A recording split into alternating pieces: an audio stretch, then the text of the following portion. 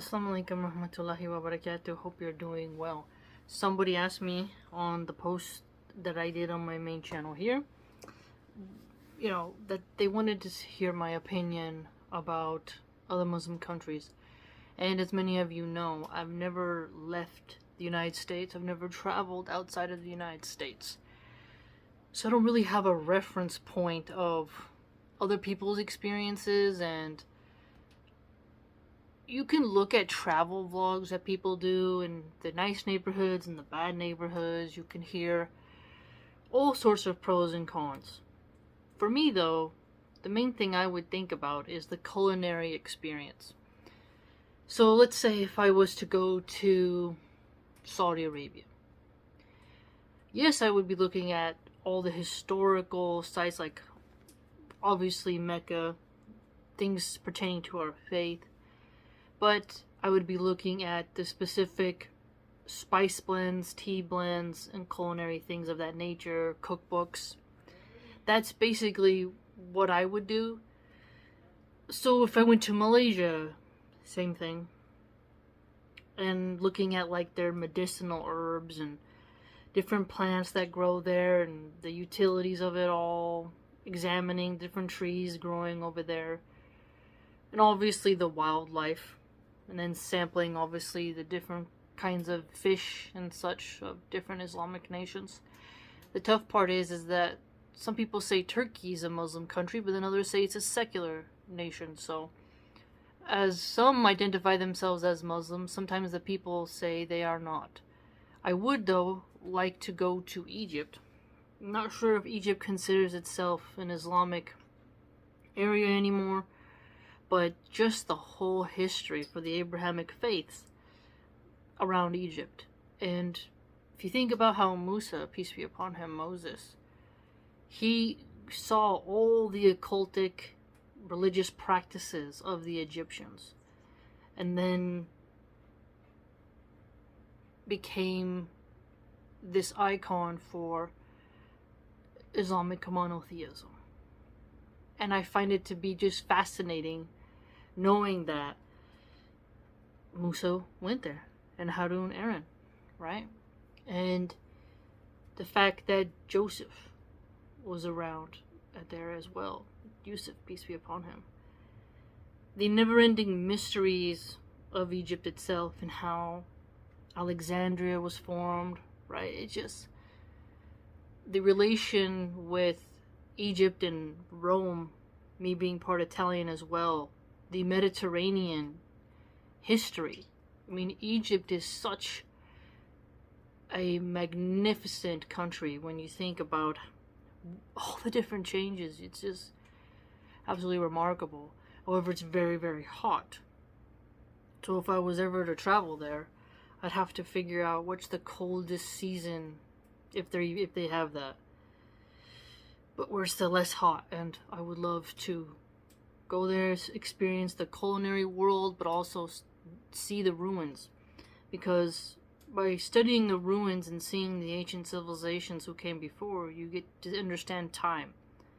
And I saw that Sheikh Asim Al-Hakim said, you're not allowed to go to Egypt to be a tourist to see the monuments, because you're like celebrating the paganistic Jahilians and such. But I don't see what's wrong with going and seeing ancient structures from an archaeological standpoint, anthropological and historical standpoint. I don't see the problem. Like, it's really cool looking at a mummy.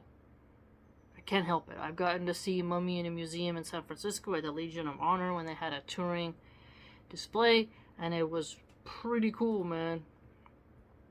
I don't know, I'm a bit macabre, so it's my personality. But looking at these old ruins, just so old, we can't even fathom it. It's just like, wow. It's amazing.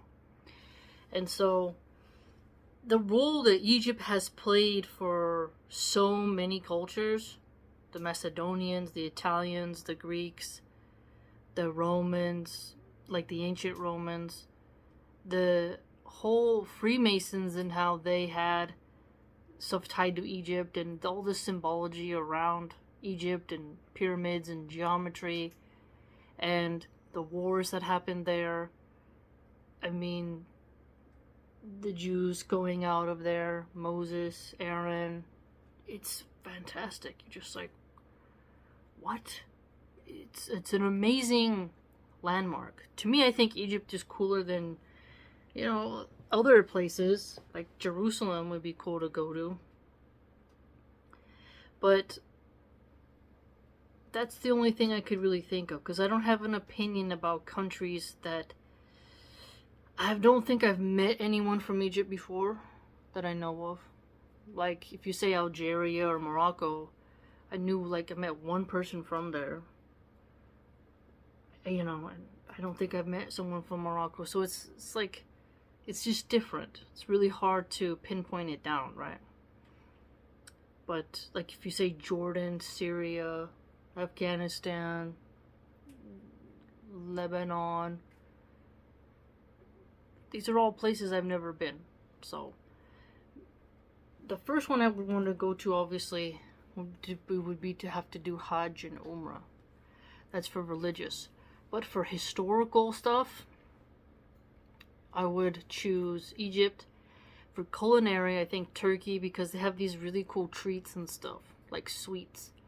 And they have like these unique pastries and cookies and the sweet tooth.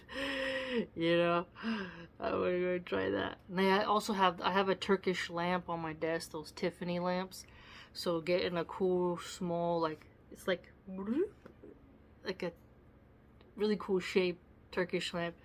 I think that'd be cool. Incense from there as well, because I really like incense. And yeah, so I would say like Turkey would be the next one, because trying food from Turkey sounds delicious. And so that would be pretty much what I would say. A little bit disappointing, but I know some people will be like, what? But that's all I can really say about it, right? I could be fake and be like, oh, this or that, but what would be the point? But I think that would be awesome to be able to go to Egypt, Turkey, and then be able to go to Saudi Arabia for Umrah and Hajj, right? But I think Egypt would be really high up there, and I'd want to be able to ride a camel and get close to the pyramids and just see the hieroglyphs. And yeah, that would be kind of touristy, but it would still be fun. Now, if I could go to Afghanistan, like right where the heart of the Taliban is, they'd have obviously a lot of rules, but it would just be cool to see. Like, what does it feel like? If Syria had more peace, then I would be like, cool, let's see some of the landmarks. I would like to go to Iran, because as I read in the history about Tabari, like the Persians, like that was like just fascinating. Like, it was a rich culture. Even though we hear a lot of negativity, like that would be cool to go to. And then I would want to go to Baghdad. I know that sounds scary, but imagine if it was safe, is my point. Like, imagine there's like, everything's chill, there's no wars, you can go. Because the history of like Iraq and Iran and Saudi Arabia and Egypt, it's like, wow. I've been going through so many history books lately, reading, and sometimes I forget how old other countries are and how long they've had a history. Because America is just a baby country that's changed drastically since the 17th century. I mean, come on. And before that, the land was filled with literally Mexicans and Native American tribes. So things changed once the colonists came over. And it's changed, and it's always consistently kept changing the culture. Each culture in America from the 60s, the 70s, 80s, and 90s has a distinct decade distinction. And the values and norms consistently change. Whereas if you look at like these countries that are far older than America, you're like, they have like these established norms and even certain rug patterns that are unique, and just the lifestyle. It's fascinating. And so I think that would be quite nice. Let me know what you think. I'd be curious to see what you say. because I know everyone has their own different opinions, but that's mine for now. So take care. Please like, comment, and subscribe.